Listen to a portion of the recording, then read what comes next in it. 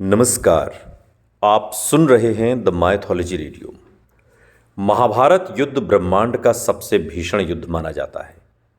महाभारत ग्रंथ के अनुसार इस युद्ध में हर एक दिन लाखों की तादाद में योद्धाओं की मृत्यु होती थी। यह युद्ध इतना भयंकर था कि आज भी कुरुक्षेत्र की वो भूमि कहते हैं लाल बनी हुई है अंदर से। महाभारत से जुड़े कई ऐसे रहस्य हैं जो आज भी एक पहेली रूपी अंधेरी गुफा में कैद हैं। और उन्हीं में से एक है वो रहस्य जो महाभारत में श्री राम के पोते होने को बयां करता है।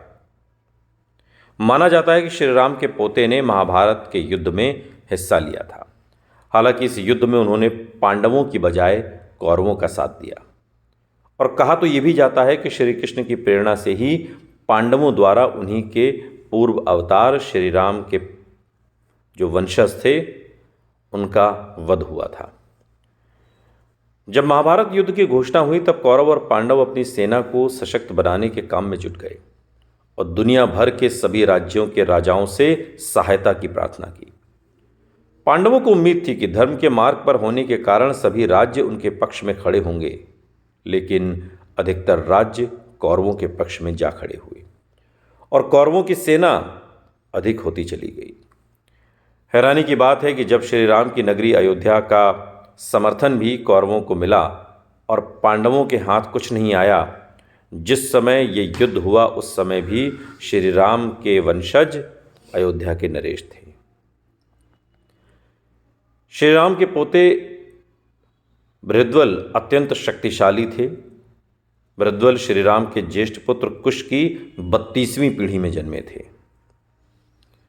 महाभारत युद्ध के समय बृहद्रथ ही रघुकुल वंश के प्रतीक थे और बृहद्रथ ने हर प्रकार की युद्ध विद्या सीखी थी, वो माहिर थे। बृहद्रथ महाभारत युद्ध के सर्वश्रेष्ठ और सर्वशक्तिमान योद्धाओं में से एक थे। महाभारत युद्ध में उन्होंने कौरवों का साथ और पांडवों को युद्ध में चुनौती दी थी। बृहद्रथ अकेले ही पांडवों को परास्त करने का साहस रखते थे।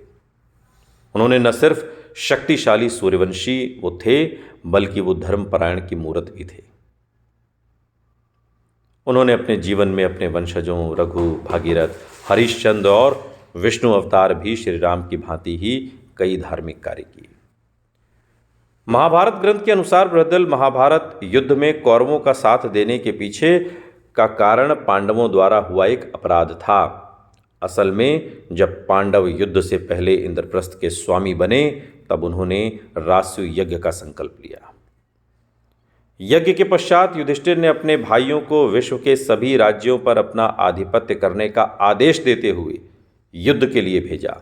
भीम, नकुल, सहदेव और अर्जुन भाई की आज्ञा को पूरा करने अलग अलग राज्यों में पहुंचे और इन्हीं में से एक राज्य था अयोध्या।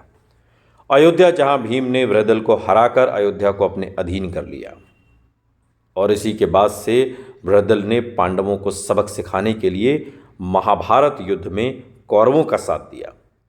हालांकि श्री कृष्ण के आदेश पर बृहद्रथ ने अपनी पूर्ण शक्ति का युद्ध में प्रयोग नहीं किया और इसी के कारण महाभारत युद्ध के 13वें दिन बृहद्रथ अर्जुन पुत्र अभिमन्यु के हाथों वीर गति को प्राप्त हुए।